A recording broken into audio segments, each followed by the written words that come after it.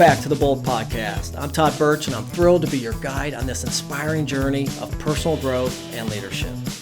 Together with my guests, we'll dive into transformational stories, uncovering how small, intentional changes can create massive positive results in your life. From overcoming challenges and setting impactful goals to building lasting habits and living with confidence, health, and positivity, we'll explore it all. And if you're ready to embrace a growth mindset and unlock the best version of yourself, then let's spark that transformation today. Today's guest is the amazing Denise Logan, author of The Seller's Journey and expert on the emotional challenges business owners face when selling their companies. With a background as a lawyer, mental health professional, and business owner, Denise helps entrepreneurs navigate the complex emotional obstacles of business transitions. Drawing from her experience speaking to over 500 audiences globally, she provides key strategies to ensure a successful, regret-free business sale for both owners and advisors. Listeners, get ready for a great episode. Denise, welcome to the Bolt Podcast, my friend. Oh, Todd, I'm so glad to be with you today. Thanks for having me. Yeah, absolutely. I loved our initial conversation. Me too. It's really interesting what you do. In fact, this is the first time we've had a guest of kind of your expertise on the show. So I think this will be really interesting for our listeners. We have a lot of listeners who are entrepreneurs and business owners. So at some point, there will be that fork in the road, as we may say. So I'm really curious to get into this conversation. Well, I always say we will all leave our businesses one day, voluntarily or involuntarily. We sure want that to be on our own terms, on our own timing. I was talking with a client recently, and he said, well, if I leave my business, and I said, oh, I'm sorry, that word is when. It's when you leave your business, not if, because we will all leave at some time. Yeah, no, that's a great point. And that took me a long time to kind of realize that, because when you first start, it's hard to imagine ever leaving your baby, right? Yeah. But you're right. At some point, there will be a time. So if we dig into the beginning of Denise, and I like to kind of set up our audience with your background, because your background is very unique. So from a lawyer to a mental health professional, and now you're helping business owners and advisors buy and sell companies. So talk a little bit about how you made that transition and how that expertise has really helped you find success in this industry. Oh my gosh. I might go back a little further. That's okay. Go back. So, Let's set it up. When I was young, I wanted to be a lawyer. And the guidance counselor in my high school said to me, and I just need to tell your audience that I graduated in 1981, not 1951, when you hear what is about to happen. The guidance counselor said to me, oh, you don't want to be a lawyer. If you become a lawyer, you will be all alone. You will never meet a husband, and you will die as a spinster. And imagine being a 16-year-old girl. I was like, oh, Mr. Erfurt, I don't want that life. That sounds horrible. What should I be? And he said, you should be a nurse or a teacher or something that you can fall back on in case your husband dies or leaves you and you need to raise your kids. I can just tell from your face, we're like, that man should not have been talking to young women. In 1981? Well, at any time, but at 1980, geez, Louise. Which is why, okay, maybe 1940, 1950, maybe that was the conversation that was happening. Right. So I switched my mindset, thanks to our evil nemesis, Mr. Erfurt, and I went to school and have a degree as a social worker. And partway through my education, I realized, wait, Mr. Erfurt is a dope. He should not have been giving me that advice. I think I do want to go to law school. But first, I finished my degree and I worked for a time as a therapist.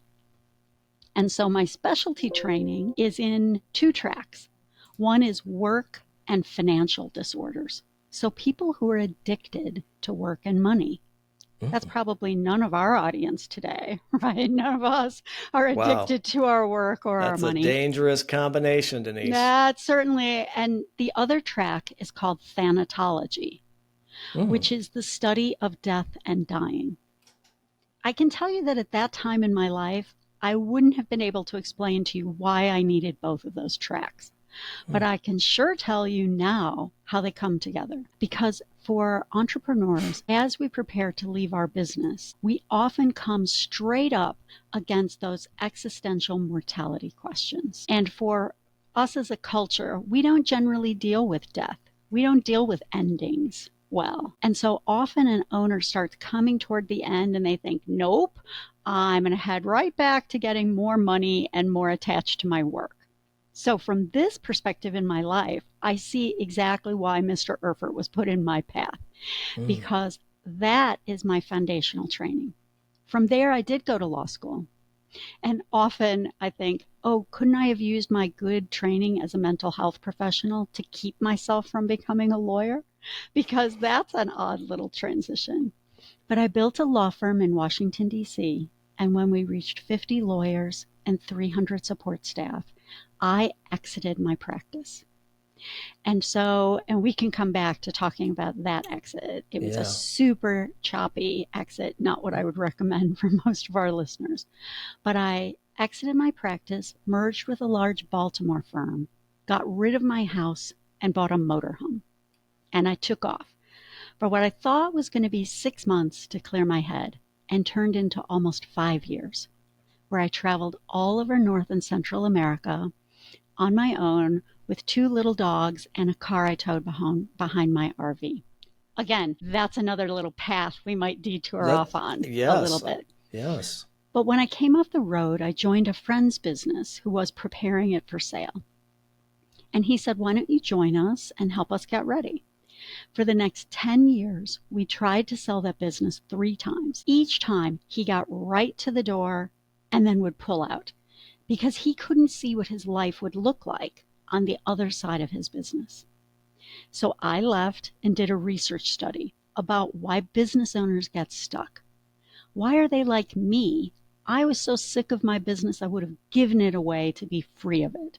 Mm. Or why are they like him, where they go too early and can't pull the trigger and get stuck again and again in that cycle? So for the last 15 years, I've worked one-on-one with business owners and their advisors to navigate the emotional arc of letting go and stepping into their what's next. So that's kind of the path. I always say it is not, you will not see that in a career path trajectory, but I can see from this place in my life why each of those little stages built to the place where I am now, where I'm able to bring the combination of that wisdom to bear for the clients I work with. Yeah. Those are some great stepping stones. And, Denise, I always find it interesting, everybody's unique path and journey. And you've certainly been able to leverage all of those experiences and bring those into your practice right now. I do want to go back to a couple of points there. For sure. That's why I gave you little stopping points. I was like, you So, might take off there or here. And your audience is thinking, wait, I want to hear more about something. So hopefully we'll touch on those. If not, we'll have another conversation at yeah, another time, I'm sure. absolutely. Absolutely. So the reflection points, I love, well, I guess let's take a step back even further. So when you sold your business, and this was the law firm that you built Mm-hmm. up to, you said 50 lawyers and Yeah. 300 some clients, Yeah. that's quite a bit. In many minds, that would be extremely successful, right? But you said, I'm done. You said you were at the point where you said, I would give it away. For So sure. how did you get to that point? And how were you able, and in Cliff Notes, how were you able to detach when you just set it up and said, most people are stuck. They can't get away from it. But you said no. You were able to recognize that I'm going to guess that this was not a healthy business for you. And you said, I need to make some change in my life. And then you hit the road, literally. Yeah. So Do you know let's, what's in? So There's some interesting pieces about that. There's what you think is the pivotal moment, and there's all the things that lead up to that. Sure. Probably at least 4 years before I actually exited, I knew I wanted out. But all of the people around me, professional advisors and social acquaintances, when I would say, you know what, I'm done with this. I think I'm just ready to move on. A lot of them would say almost exactly the comment that you made, which is like, I would kill to have what you have. You built this. Like, how could you walk away? Or I would get the other piece, which is, you're just tired. Like, buy a boat, go on vacation. Take a the break. Consumerism. Right. Use your success to buy toys or experiences, which there's nothing wrong with any of that. Sure. But it was not the core issue for me. And so I tried all of those options for sure. And even some of the consultants that I hired would say, if you just buckle down and do the next 5 years, you could go from here to here. And I will tell you, that felt like death. Just buckle down for 5 more years. Oh, I just feel sad saying it now even. And I notice that happens a lot for our entrepreneurs, that they are expressing like, I'm ready or I want out. And at the time, I was in my late 30s, mid to late 30s.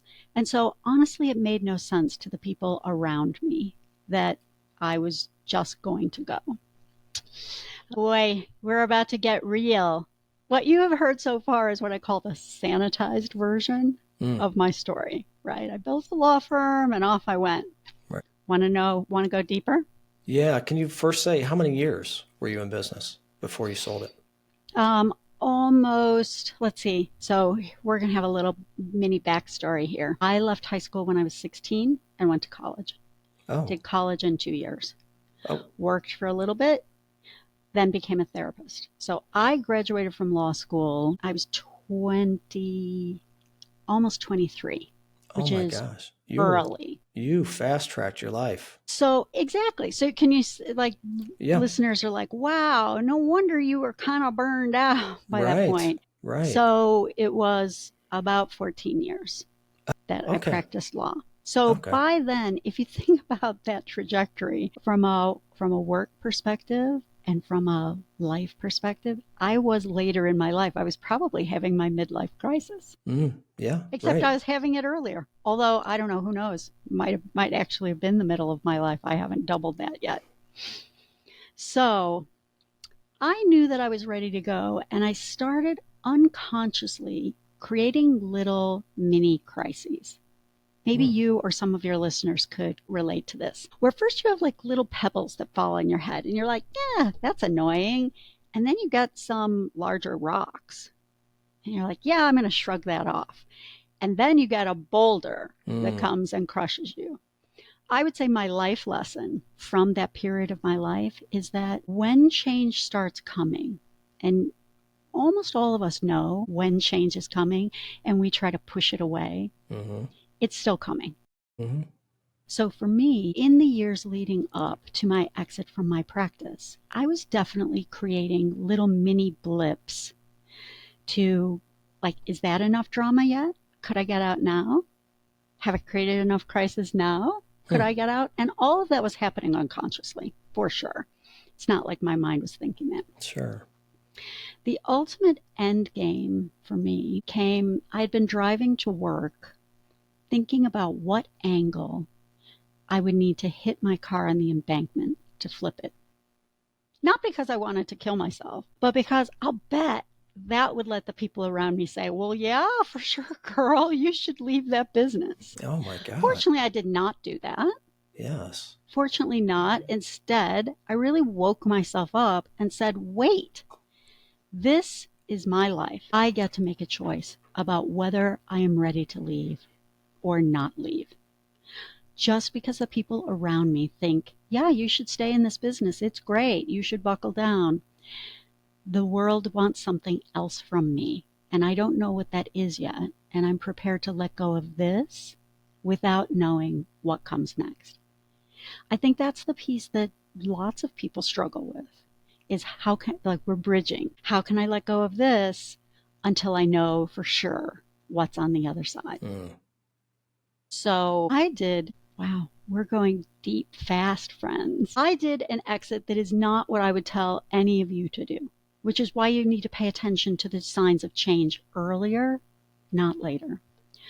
I called my 3 biggest competitors in the industry and said, I am selling, and I am going to sell to one of the 3 of you. I'm talking to all 3 of you, and the one who makes the best offer, who will take all my clients and any of my staff who want to go with you, and will let go of the ones who don't want to go with you, and can do this deal by X date, is the winner. And it was a very short timeline. It was way too short, honestly. But I just knew I was ready to go. And the primary goal for me was to make sure that my staff and my clients were taken care of. I wasn't actually worried about how much money I got from my business, mostly because I have a little motto about money. Money is like Doritos. Eat all you want. I'll make more. It's only money. And money matters, but it's not the only thing that matters. So the exit that I made from my business is not one that I would recommend for a client. But also, I work with my clients before they're at that point of I want out. So when I say I would have given my business away for free, almost. But what mattered to me, and I know we're going to talk about success, like what is a marker of success?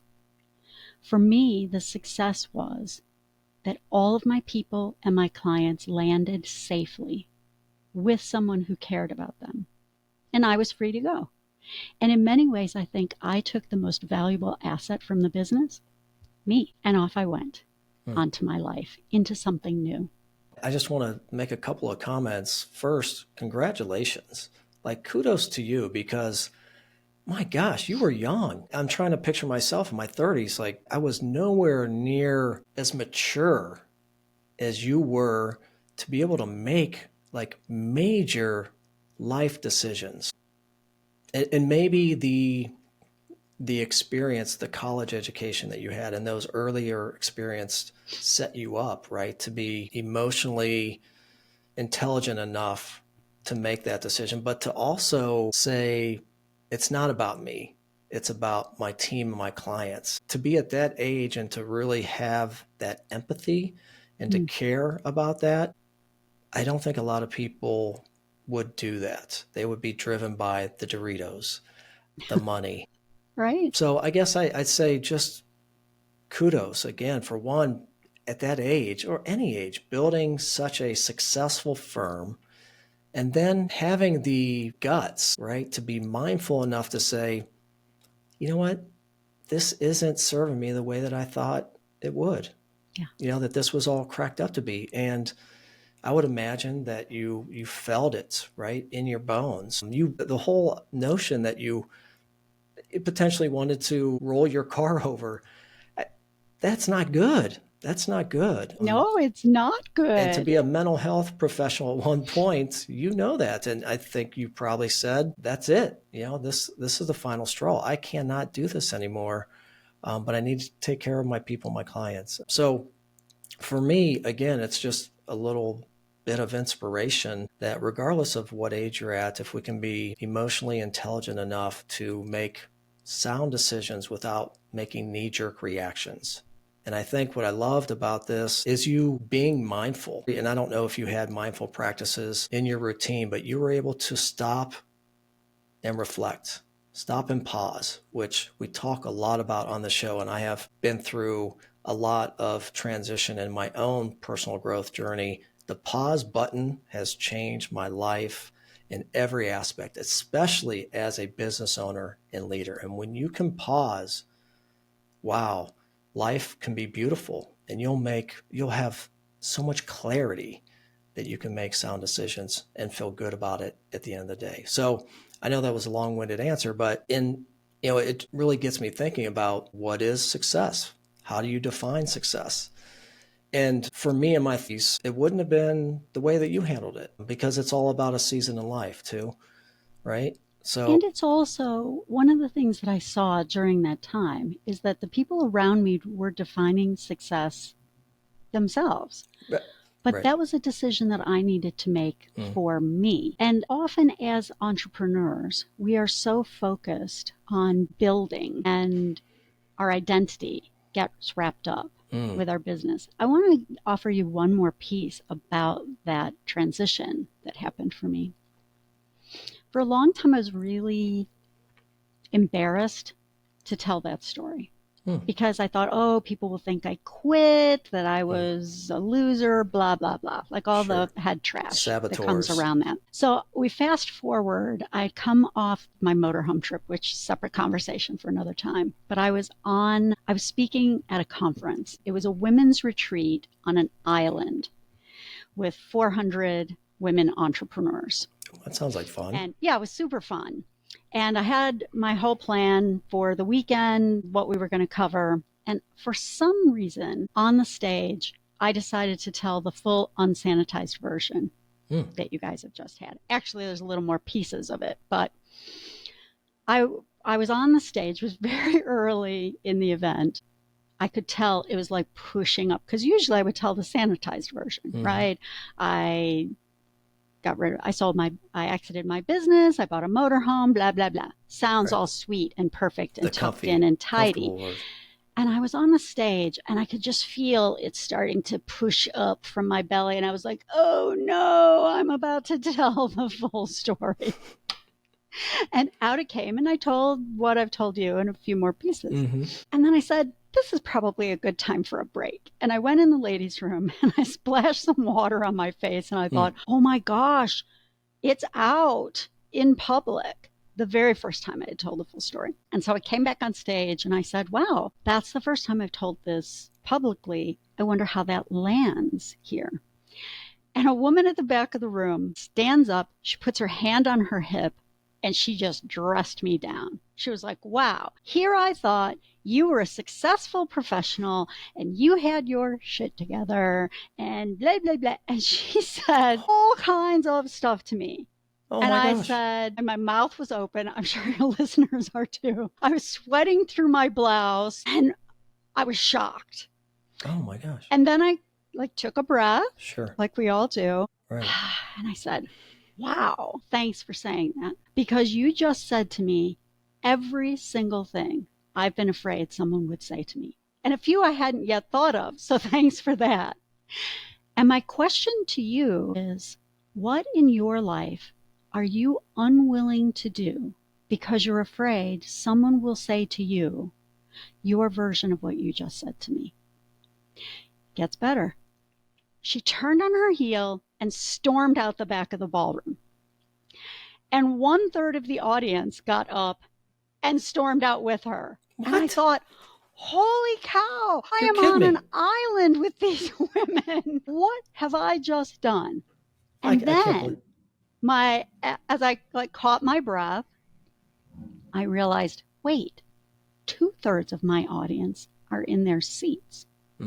I abandoned my outline for the rest of the weekend, and we dropped very deeply the remainder of those women, which, remember, is 2/3 of the audience, not the 1/3 that shook off. Which is still a lot of women. For sure. And we dropped down into what are the things that each of us as entrepreneurs need to do, but we are scared out of our minds to do them or say them because of the judgment of other people around us. People we know, people we care about, strangers. I mean, this woman was a relative stranger to me. And what came from that weekend was unbelievably different than what I thought would happen if I had stayed with my sweet little sanitized version. I've got it all together. I know what to do. And it changed. And over the course of the weekend, as I was really reflecting on what triggered that woman, I mean, I don't know what that is, but some of my guesses are that she came to that retreat hoping that I would have the formula, that I would have the solution for success, and how terribly disappointing it must have been to her to realize there is no formula. There is no path. The path is set within us. And are we willing And I'm not even going to use the word brave because I did not feel brave when I was making those decisions. I just knew it was what I needed to do. And are we willing to listen within and to do what is right for us, even if it bucks the system, even if it doesn't look like what other people think is success? There were surely people around me at that time in my life when I made that transition who thought, oh my God, she's lost it. For sure. But then I took my little break and my life went a different way. Without that experience of what I call a super ugly, choppy exit to my business, how would I be able to bring a level of wisdom into the lives of the clients who I see now? I don't want them to do that. And for some of them, their exit will not look magical and beautiful, but it still is a successful change. So when I think about success, it's not what most people look at. Do you have a certain amount of money in the bank? Do you I'm like, I'll make more Doritos. Mm-hmm. And I have, and I will. Right. But that was an amazing moment. It actually stripped away a lot of the shame, a lot of the worry that I had around it. Were people going to judge me? And I realized, yes, for sure. Mm-hmm. And did that matter? No. Right. Yeah, thank you for sharing that, Denise. What a interesting, sad story. Was this early on in kind of your keynote speaking training career? Probably. Let's think about what year that might have been. Now I speak at 70 to 80 conferences a year. At that point, I wasn't doing that much. I was doing deeper type of topics like that. I'm sure it scared me. Yeah. I'm sure it scared me, but I did what I do with clients, which is I processed and integrated that. And I was Right. like, wow, what does that mean for her? And what does that mean for me? Am I worried about judgment, right? Had that experience not happened for me, I don't know if I would feel as settled about talking truth Mm-hmm. on our conversation today. Right. Right? I'm not worried about that. I don't feel like there's a part of my life I need to conceal or hide or put lipstick on the pig, as they say. Instead, because I think one of the strange parts, obviously, most of us know this with social media and just even with entrepreneurs, it's all about the win. Mm-hmm. Right? How I've done it well. Look at me. I've been successful. All you need to do is follow my 5-step formula, which may or may not be true. And I think what happens for a lot of professionals is we reach a point where what has worked for other people isn't working for us. And we think there's something wrong with us. It's not that there's something wrong with you. It's that your path is different. Right. And I think on owning businesses, one of the things that's curious is, what is your business for? What is the purpose of it? Mm-hmm. We could kind of go to the Stephen Covey model, begin with the end in mind. End in mind, yeah. And most of us don't do that. We start a business, we have an idea, something triggered it, off we go, and pretty soon we wake up and we're 65 years old or 52 years old or whatever age, and we're like, oh my gosh, what have I done? Mm-hmm. And there's a lot of conversation in our space about scaling and that you must scale. Scale is success. For me, having owned a business with 350 employees, I don't want scale in my business. I don't desire that. That wasn't pleasurable for me. And so sometimes the noise about scale, I can feel the friction of it for me sometimes, where I'm like, am I doing it wrong? Mm-hmm. Do you know Jonathan Fields? He's a podcaster. I He has a don't. podcast, The Good Life Project. You might Oh, yeah. know it, Jonathan. Yeah. Okay. I think one of your prior guests, Casey Carter, Oh, Casey Carter. and yeah. we know each other through Jonathan. Oh, yeah. Okay. Yeah. Casey. Yeah, that's Yeah. funny. Jonathan had a really interesting kind of a saying that he would have, which is, there are 3 different circles that need to intersect. There is market, maker, product. So market, product, maker. Those three different circles, and they intersect. So much in our world, we're focused on market, product. Does the product fit the market?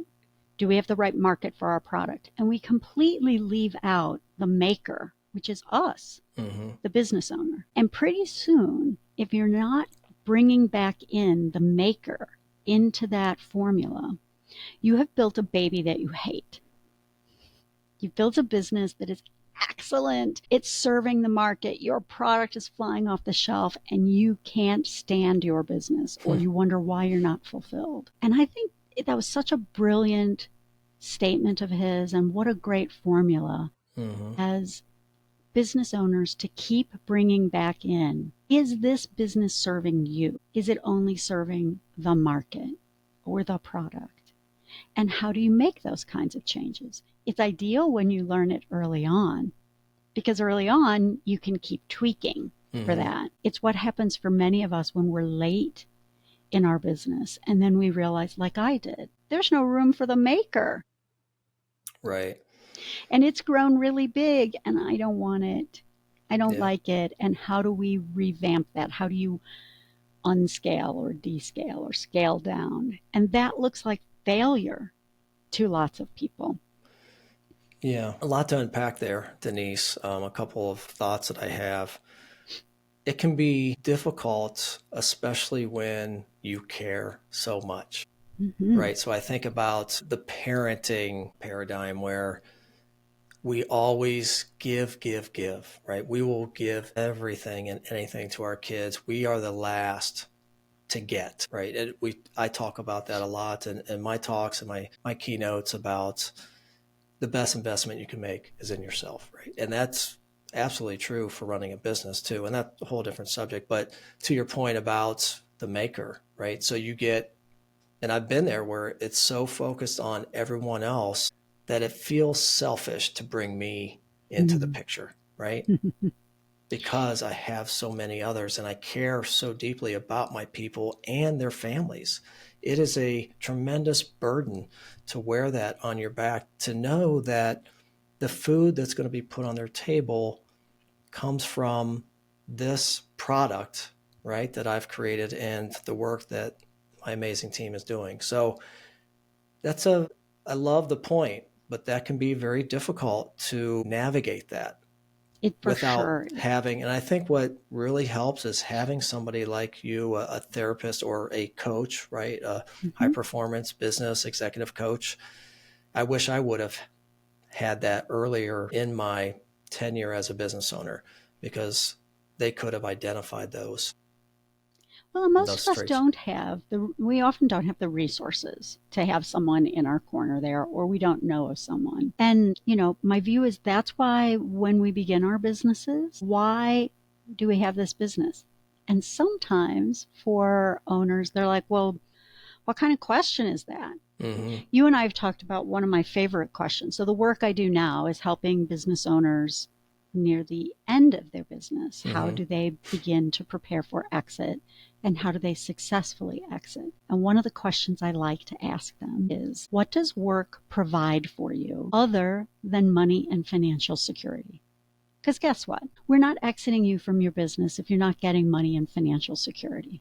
We're just not doing that. So what other things do you get from your business? What does it provide for you other than money and financial security? And I hope listeners at home that you're writing that down, because I try to get 15 distinct answers from an owner. And usually the first answer is, well, like, what else is there other than money and financial security? Right. And so, Todd, want to play a game with me? Yeah, let's play. Okay. What does work provide for you other than money and financial security? What's one thing? Well, which work? So you choose. We get to talk about... Right. So I'm in two different seats, if you will. So I am at a position 16 years in my business where I saw the fork in the road like you. And ironically, I did have a camper during COVID, but I didn't take it. I probably should have, and did the 3 to 5 year travel like you did, because that sounds absolutely amazing. But and COVID was a major time of reflection. And at that time, For sure. I realized when the smoke cleared, business wasn't the same. Yeah. Work wasn't the same. And I really like my people and have a beautiful space here that I pay for. And for people not to come back, it was different for me. And it was a Yeah. change Ouch. that I didn't expect. And it kind of took the air, from within me. And I said, okay, to answer your question, I wasn't quite as fulfilled, right? There was an emptiness. My cup wasn't full. And I had started a holistic personal growth journey. And that led me to positive intelligence program, which changed my life. And maybe we'll talk a little bit about that. But what I realized was, for me, work and success, right? I define success by my happiness level. Am I truly happy? Do I wake up in the morning truly blessed and stoked to go do what I'm doing? And is that work meaningful? I'm 54 years old. Am I, I love Stephen Covey and, with the end in mind, like, am I going to leave an impact here? What is my legacy? And I have 2 kids. I have a 26-year-old son, and what tracks am I laying down for him? What example am I setting? But aside from that, it was about me and just saying, I'm at a point where I need to be truly fulfilled. I need to be truly happy every day. I don't know if I'm going to live tomorrow. So I want to be doing what I love to do. And that's where I made a decision to empower the people that have been with me for so long, delegate to elevate and say, here, I'm going to take a step back. You can do this. You can run this thing without me. I'll be on the sidelines cheering you on and being there from a visionary standpoint. And we'll continue to do this, but I need to step out and do my new thing, which is like you, keynote speaking, corporate training programs, podcasting. That fills my cup, right? And don't get me And wrong. what does it give you? Well, tell me one thing that you feel you get from that. I mean, I get happiness. There you go. Point blank, Right? I get happiness. That is my number one thing. Am I happy? Yeah. And I'll I give get your happiness. listeners we'll start with some of the foundational pieces, which are work provides us with structure. It's structure to our day, to our week, to our year. Work also typically provides us with a place to go. During COVID, weren't we all desperate to get out of the house? And guess what? Our spouses were desperate for us to get out of their house too. We're like, when are you leaving? But it provides lots of other things. And it's different for every person, but I'm going to toss some out as just thinking prompts for everyone. It provides us with friendship. For a lot of our business owners, their employees and customers and vendors and even their competitors are their friends. They don't have what I call Saturday friends. Their friendship is happening there. It's meeting their intellectual stimulation need. For lots of owners, it's the thrill of the chase or the thrill of the kill. I closed that deal. I solved this problem. It's a place where their wisdom is valued. Employees and customers are coming to you for that wisdom that I don't know about in your house, but in my house, the people don't necessarily think I'm as wise as the people who are outside my house. And so it's a place where that need is getting met. But then we also have a layer of needs that a lot of us don't really like to think about. Things like power. At work, I say I want something done. It usually happens. At home, not so much. Right. Just because I said I want something done doesn't mean it's about to happen. But there are also things, and I might tell you a story about a client who experienced this. He was very close to the end of his deal, very close to the exit, and all this chaos started churning up in the transaction. And so I said to the professional advisors, I said, I don't think this is coming from him. I actually think this is coming from home. At work, he is a bully. He bullies employees, he bullies customers, he's been engaged in lots of litigation. I think his wife has unconsciously realized that the bully is about to return home and she is going to be the target. And I think she is unconsciously stirring up some chaos, which makes sense if we think about, right, here's where the other piece of my life shows up to remind people something's going on under the surface. And so I got him involved in a boxing program. He thought it was for his physical fitness and his social needs, which was definitely true. I wasn't making that up. But it was also a place where the bully need could get met. So the list of needs that we've gone through before this, just because you get a big sack of cash, those needs don't go away. You still need to have structure to your life. You still need to have intellectual stimulation or friendship or bullying or power or. All of those needs go with you into the period after the sale of your business. And so a lot of what I'm focused on with clients is what are those needs for you? Because they're different for each of us. But we're going to dig deep enough to find 15 of them because we do have them. And how will we get those needs met outside of work? Because they still resolve. They still remain with you. And if we don't address those, what's likely to happen for an entrepreneur is that they exit their business, they do travel, golf, playing with the grandkids for a couple of months, and then there's this emptiness. And they don't know what it is. And what they will say is, I miss work. And what they're actually missing is what meets those needs. So unless we address them and we find alternate ways to meet those needs, they will return to work. They will go buy another business. They will take a role somewhere else. And it's because these are essential elements of who we are. And so we have to begin before the exit. Ideally, we do this long before the exit.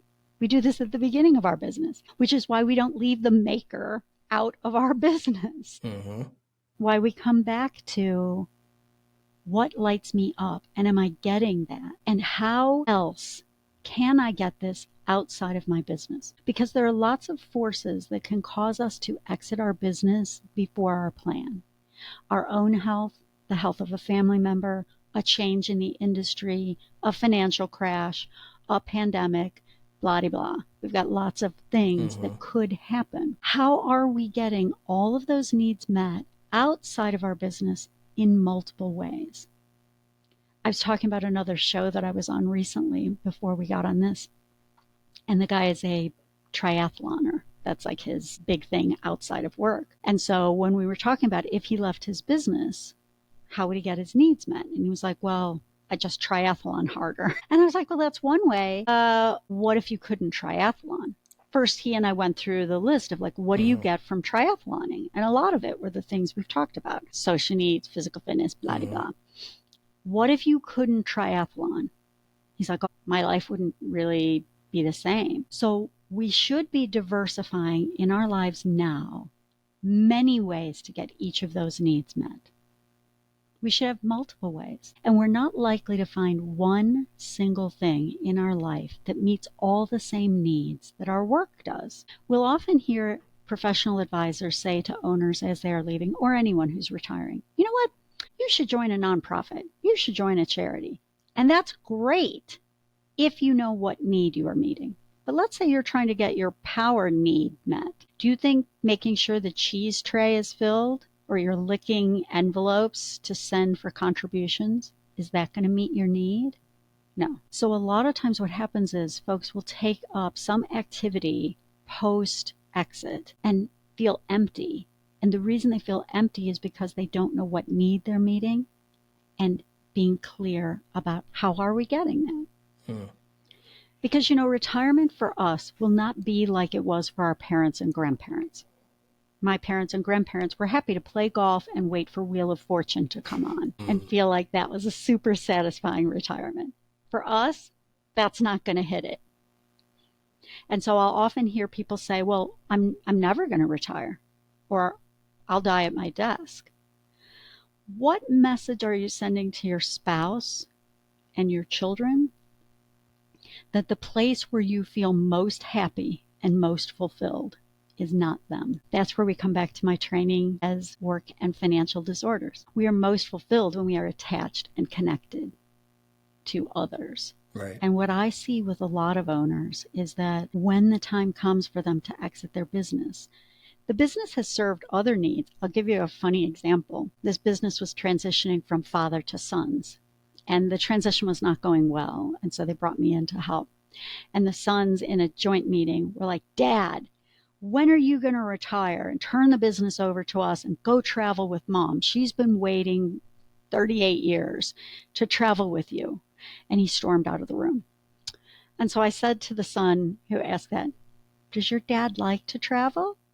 He said, no, he's a crazy homebody. I was like, do you see what you just did there? One of the things that he was getting from work unconsciously was an excuse to not have to do something he didn't want to do.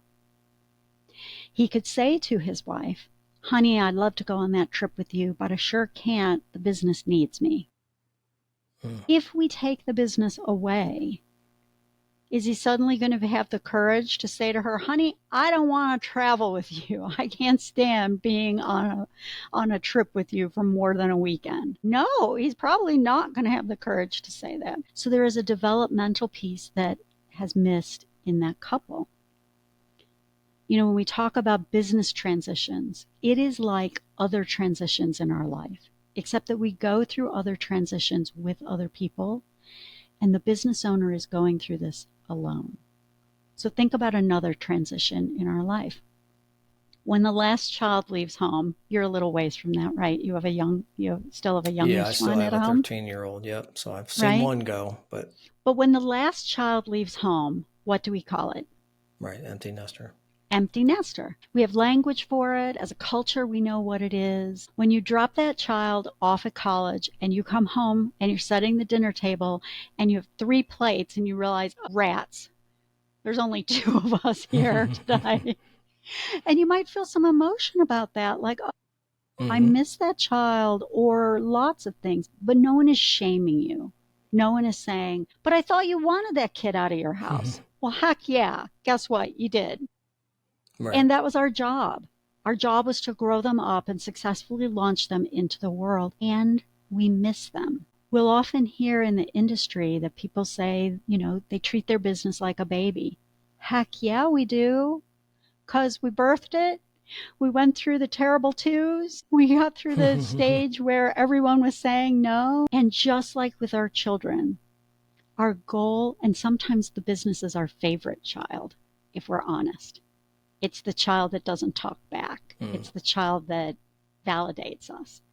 So for a business owner, when that business is leaving, often it is the last child leaving home. And that business child has served an awful lot of needs and an awful lot of purposes beyond just the money. And what happens in the sale of a business, there are 2 things that are happening simultaneously. There is a transaction, the sale, and there is an emotional transition that is happening. And all of the professionals, the investment banker, the lawyer, the wealth manager, the CPA, they are all focused on the transaction, as they should be. And I am focused with the owner on the transition that is happening. Because when we start going through the process of a sale, an owner is going to have these things churning up. And who will they say that to? Who will they say? And this happened with a client of mine. Oh my gosh. He was 37 years old, selling his software company. He was set to earn $16 million on the other side, which is a really good chunk of change at that time of his life. And one day he said to me, who am I going to hang out with? All my buddies have jobs. It's going to be great, but I'm going to be all by myself.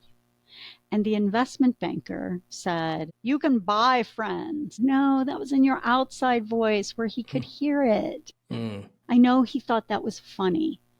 But often what happens is the professionals are so focused on the transaction that the emotional pieces that come up, they are dismissive of, or even our friends and family. It was true for me after I left my business. There was a day I was sitting on the patio, and I was having a cup of tea, reading a magazine. And I was like, oh, this is so great. And then all of a sudden I thought, about that case. Oh, that's not mine anymore. Mm. And I missed it. Mm-hmm. And in the days that followed, and actually for more than a year, the people around me, like, I missed my business and I wanted to be rid of it. Both are true. Mm-hmm. Or for owners who want to sell their business. You want to sell it and you miss it. And the people around me were like, but I thought you were done with it. I thought you wanted out. Yes, and. Mm. And we don't say that to people in the other aspects of transition that they are going through.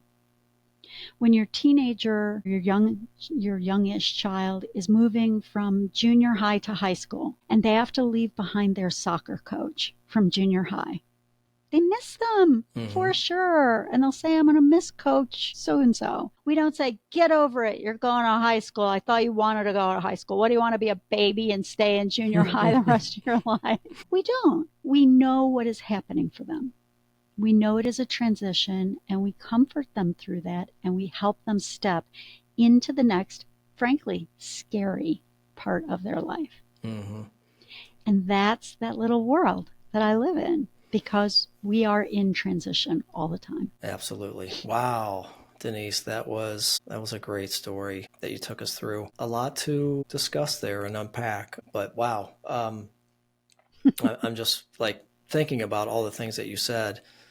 I think it comes back to, well, 2 points that I want to make as we kind of wrap up here. One, you're a transition coach in my mind. And I know I'm not taking away, if I were to, listening to you today, you are a transition coach. You have all this wealth of experience. And that is incredibly beautiful work, challenging, right, to do. And I think we all need that. You just happen to be helping people sell businesses. I think it's a byproduct, honestly.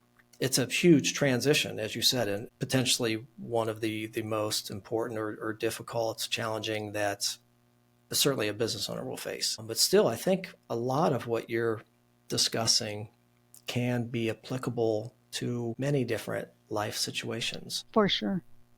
And I loved how you said it. You asked me one question, which didn't really stick with me, but when I heard you say, what lights you up, that got me thinking.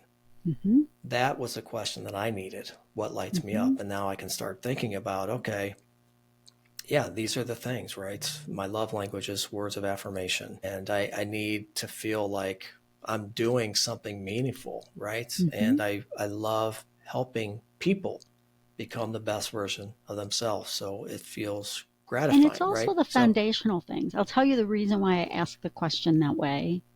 What does work provide? Is because structure doesn't light you up, right? Right. People are not going to say, oh, knowing where I have to be at 8 o'clock every morning lights me up. But it's definitely a piece we need to solve for.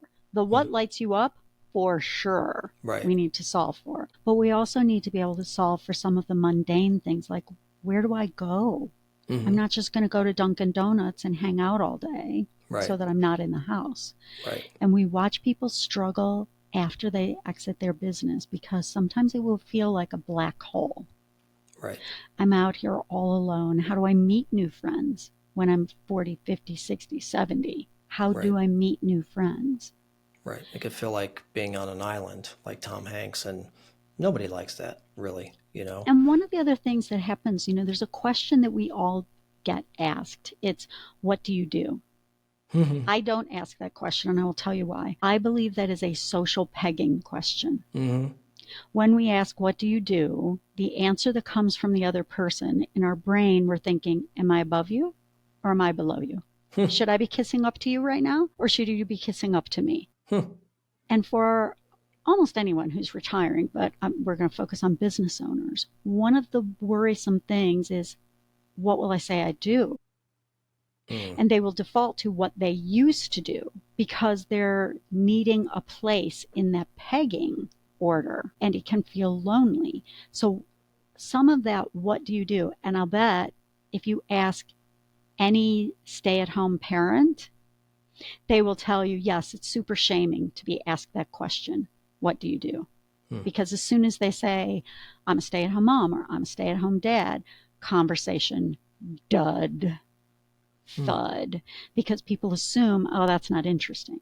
For our business owners, they are acutely aware of that. So one of the things, I'll give you two pieces. One, the real question that I ask when I'm out socially and why, and the exercise I have clients do before they exit. And anyone listening, you should do this. When someone asks you, what do? You should answer with something that's interesting to you. I play guitar. I garden. All of the other options, not how you earn your money. So I was getting my hair done a couple of months ago. The woman 2 blow dryers down from me is like, so what do you do? And I said, about what? She said, for work. I was like, you want to know how I earn my money?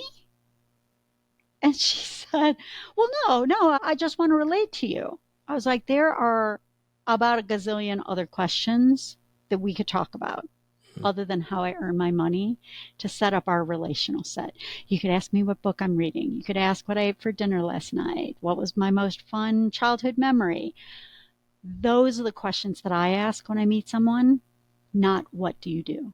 So I would challenge listeners for the next week, practice. Instead of asking, what do you do? And just notice how many times a day or a week you ask that question. Instead of asking, what do you do? Ask another question. Ask something that will actually lead to relationship. And for business owners or anyone contemplating retirement or exit, start answering with a different answer. Yes, it will throw that person for a loop because what they're looking for is how do you make your money? Mm-hmm. But answer the question differently. I play guitar. You'll notice that they'll say, oh, are you in a band? No, I just play in my living room. Right. What instrument do you play? Oh, you don't play an instrument. What do you do for fun? You can see how we can shift conversations. The reason I do that with owners before they exit is I don't want them to plunge into the, oh no, I don't have value in the world because I don't have an acceptable answer to that question that makes me feel like I am in a position of power.